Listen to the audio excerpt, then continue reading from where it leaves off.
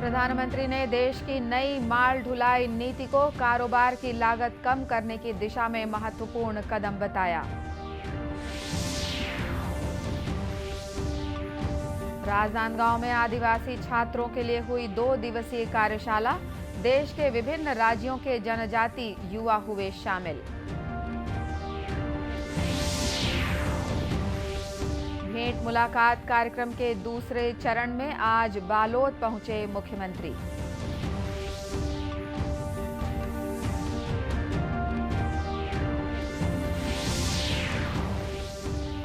और स्वच्छता पखवाड़ा के अंतर्गत बिलासपुर और महासमुंद जिलों में हुए अनेक जागरूकता कार्यक्रम।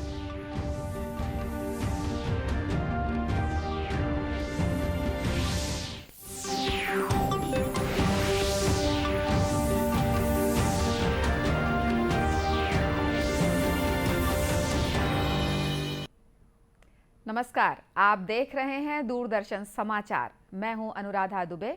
अब समाचार विस्तार से। प्रधानमंत्री नरेंद्र मोदी ने कहा है कि माल ढुलाई की नई राष्ट्रीय नीति का उद्देश्य कारोबार में ढुलाई की लागत को कम करना है। कल नई दिल्ली में राष्ट्रीय माल ढुलाई नीति जारी करने के अवसर पर आयोजित समारोह में श्री मोदी ने कहा कि भारत को विकसित देश बनाने की दिशा में ये नीति एक महत्वपूर्ण कदम साबित होगी। उन्होंने कहा कि इस नीति का उद्देश्य औद्योगिक उत्पादों को एक स्थान से दूसरे स्थान तक जल्द पहुंचाना है। 13-14% की लॉजिस्टिक कॉस्ट के लेवल को हमें जल्द से जल्द हम सब ने मिल करके उसको सिंगल डिजिट में लाने का लक्ष्य रखना ही चाहिए। अगर हमें ग्लोबली कॉम्पिटिटिव होना है तो ये एक प्रकार से लो हैंगिंग फ्रूट है जी। हमारे एफर्ट्स मात्र से, एफिशिएंसी मात्र से, कुछ नियमों का पालन करने मात्र से हम 13-14% से सिंगल डिजिट में आ सकते हैं। प्रधानमंत्री ने कहा कि माल ढुलाई से संबंधित सभी कार्यों को एक ही प्लेटफॉर्म पर लाने के लिए जल्द ही परिवहन संबंधी पोर्टल बनाया जाएगा। इससे निर्यातकों को परिवहन और माल ढुलाई की लंबी प्रक्रिया से छुटकारा मिल सकेगा। इस नीति के तहत ईज ऑफ लॉजिस्टिक्स सर्विसेज के नाम से एक नया डिजिटल मंच भी शुरू किया गया है। श्री मोदी ने कहा कि प्रधानमंत्री गति शक्ति राष्ट्रीय मास्टर योजना राष्ट्रीय लॉजिस्टिक्स नीति के अनुरूप कार्य करेगी।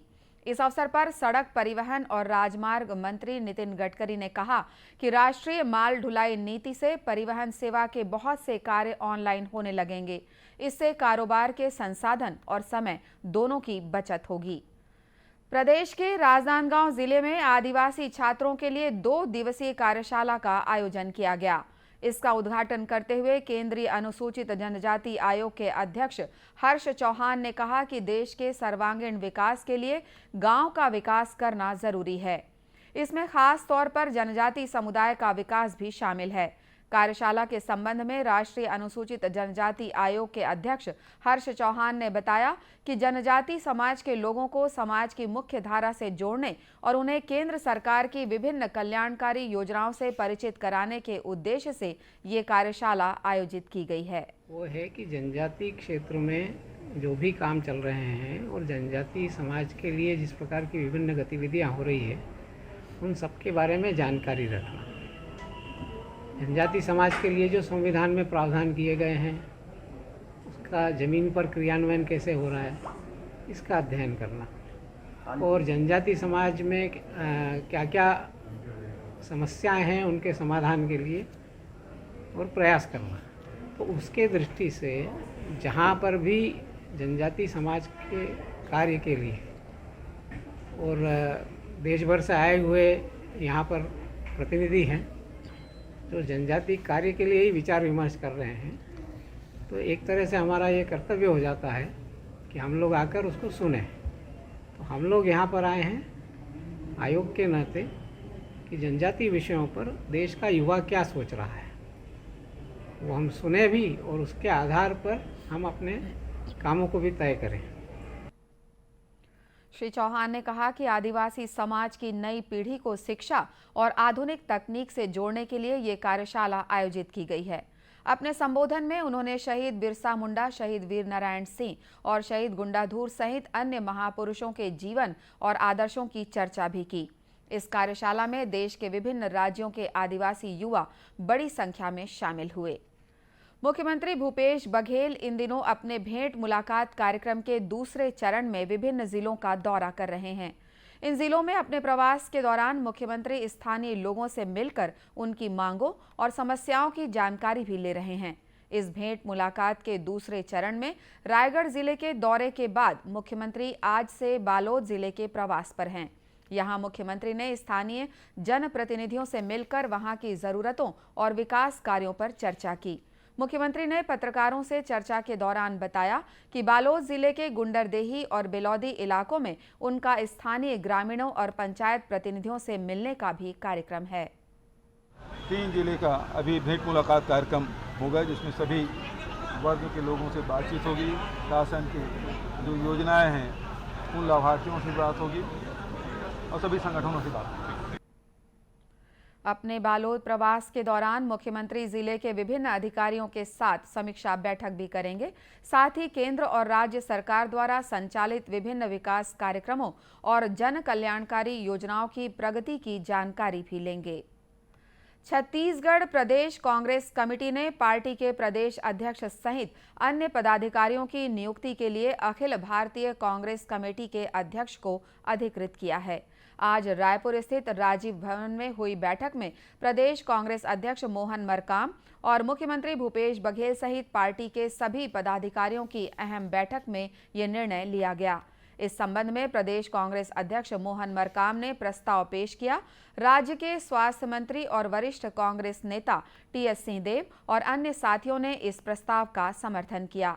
बैठक के बाद पत्रकारों से चर्चा करते हुए मुख्यमंत्री भूपेश बघेल ने बताया कि प्रदेश कांग्रेस के सभी पदाधिकारी राहुल गांधी को एक बार फिर से पार्टी का राष्ट्रीय अध्यक्ष बनाए जाने के पक्ष में हैं। यदि प्रस्ताव आते हैं तो फिर राहुल जी को फिर से विचार इस मामले में करना चाहिए और क्योंकि अब निर्वाचन के लिए बहुत कम समय बचा है, मैं समझता हूं कि सभी कार्यकर्ताओं की भावनाओं को ध्यान में रखते राहुल जी सहमति प्रदान करें। इस बैठक में छत्तीसगढ़ से अखिल भारतीय कांग्रेस कमेटी एआईसीसी के प्रतिनिधियों के चुनाव के लिए भी राष्ट्रीय अध्यक्ष सहित एआईसीसी को अधिकृत करने का प्रस्ताव पेश किया गया। मुख्यमंत्री भूपेश बघेल ने ये प्रस्ताव रखा, जिसका समर्थन प्रदेश कांग्रेस अध्यक्ष मोहन मरकाम सहित अन्य पदाधिकारियों ने किया। प्रधानमंत्री नरेंद्र मोदी के जन्म दिवस के अवसर पर कल से देश भर में जन सेवा पखवाड़े की शुरुआत हुई। इस दौरान विभिन्न कार्यक्रमों का आयोजन किया जा रहा है। इसी कड़ी में दुर्ग में भारतीय जनता युवा मोर्चा के कार्यकर्ताओं ने रक्तदान शिविर का आयोजन किया। कार्यक्रम के दौरान कार्यकर्ताओं ने नरेंद्र मोदी के योगदान के विषय में जानकारी भी दी। वहीं रायपुर में भी प्रधानमंत्री का जन्मदिन धूमधाम से मनाया गया। इस पखवाड़े के दौरान अन्य कार्यक्रम भी होंगे। इस अवसर पर सांसद सुनील सोनी ने मीडिया से बातचीत में कहा कि प्रधानमंत्री के जन्मदिन को सेवा पखवाड़े के रूप में मनाया जा रहा है। इसके तहत पर्यावरण, जल संरक्षण और स्वच्छता के अलावा सामाजिक सरोकार से जुड़े कार्य भी किए जाएंगे।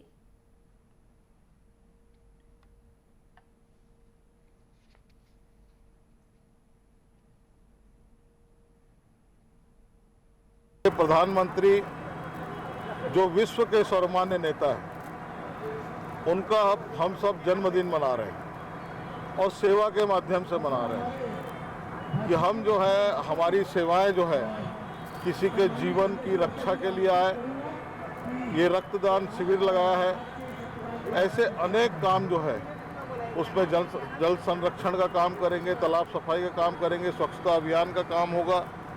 तो ऐसे काम से जो है कहीं न कहीं उस क्षेत्र की प्रगति हो, लोगों में संदेश जाए।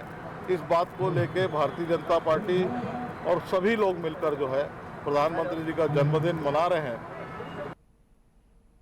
इधर दुर्ग में भाजयुमों ने रक्तदान महादान के संकल्प के साथ रक्तदान शिविर लगाया। इसके अलावा जिले में निःशुल्क स्वास्थ्य परीक्षण शिविर भी आयोजित किए गए। इस मौके पर सांसद विजय बघेल ने कहा कि प्रधानमंत्री के नेतृत्व में केंद्र सरकार गरीबों के कल्याण को समर्पित है। सरकार की सेवा और गरीब कल्याण की नीतियों के प्रभावी क्रियान्वयन से प्रदेश ही नहीं पूरे देश में प्रधानमंत्री के प्रति जनता के मन में विश्वास और भी अधिक गहरा हुआ है। साथ माननीय नरेंद्र मोदी जी के जीवन से प्रतिष्ठित ऐसे प्रदर्शनी का भी आयोजन हो रहा है और आज यहाँ दुर्ग के हमारे भारतीय जनता पार्टी के तत्वाधान में हम लोग यहाँ पर रक्तदान शिविर का आयोजन ऋषभ भवन जैन भवन में कर रहे हैं। गौरतलब है कि ये सेवा पखवाड़ा 17 सितंबर से 2 अक्टूबर तक चलेगा। देशव्यापी टीकाकरण अभियान के तहत अब तक 216 करोड़ 56 लाख से अधिक कोविड के टीके लगाए जा चुके हैं। कल करीब 15 लाख टीके लगाए गए।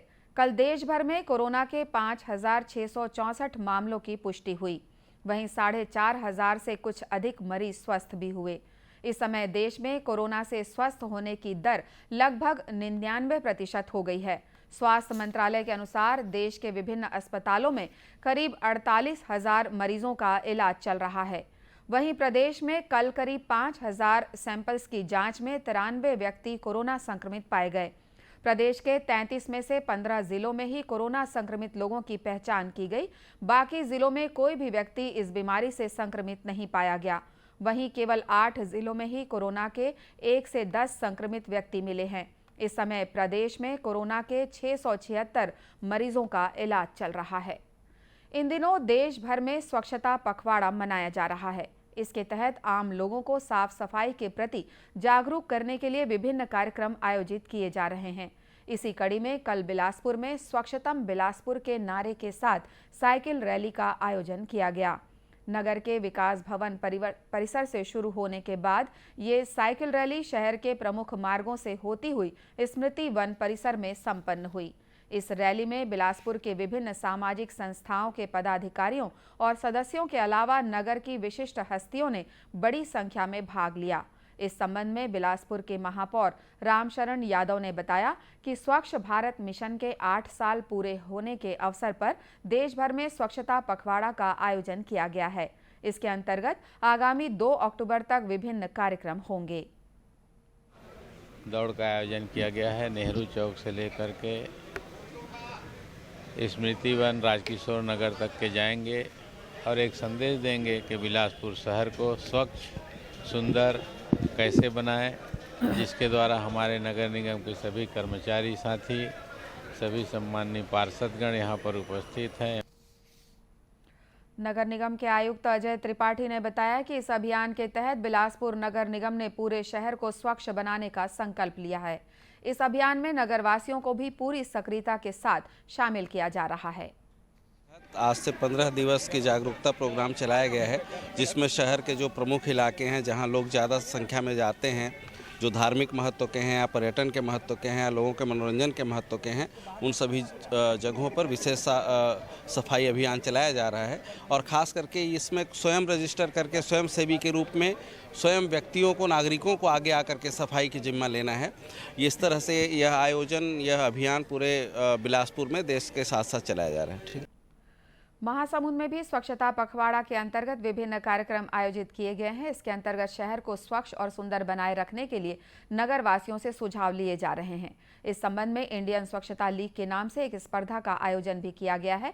यह अभियान 2 अक्टूबर तक चलेगा। इस दौरान कोई भी प्रतिभागी महासमुंद शहर को सुंदर बनाने के संबंध में अपना सुझाव दे सकते हैं। अभियान के विषय में महासमुंद नगर पालिका की अध्यक्ष राशि त्रिभुवन महिलांग ने बताया कि नगर को सुंदर बनाए रखने के लिए लोगों से सुझाव लिए जा रहे हैं। हम लोगों को जागरूक करने के लिए हम सब जनप्रतिनिधि हैं। जब हम झाड़ू पकड़ सकते हैं, हम रापा पकड़ सकते हैं, तो आम जनता से भी हम यही अपील करते हैं और यही अपेक्षा करते हैं, उनसे यही निवेदन करते हैं कि वो हमारा इसमें साथ दे, हम सबके साथ कदम से कदम मिला के चले ताकि हम शहर को स्वच्छ और सुंदर बना सकें।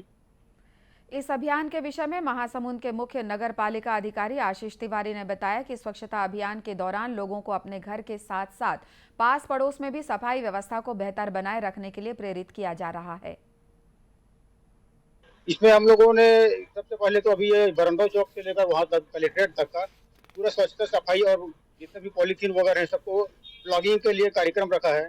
इसके पश्चात जो है सिंगल यूज प्लास्टिक के ऊपर जो पूरा जो है हम लोग का कार्यक्रम किया जाएगा। और जितने भी जो नालियों की सफाई और जितने भी प्रकार के साफ स्वच्छता के कार्यक्रम है क्रमिक रूप से अपन करेंगे। श्री तिवारी ने बताया कि स्वच्छता अभियान के दौरान लोगों को गीला और सूखा कचरा अलग अलग रखने के लिए भी कहा जा रहा है, ताकि इसका निपटारा करने में नगर निगम के सफाई दल को कोई परेशानी न रहे। उन्होंने इस अभियान में नगरवासियों की भागीदारी के लिए उनकी सराहना भी की। इसी के साथ ये समाचार बुलेटिन समाप्त हुआ। नमस्कार।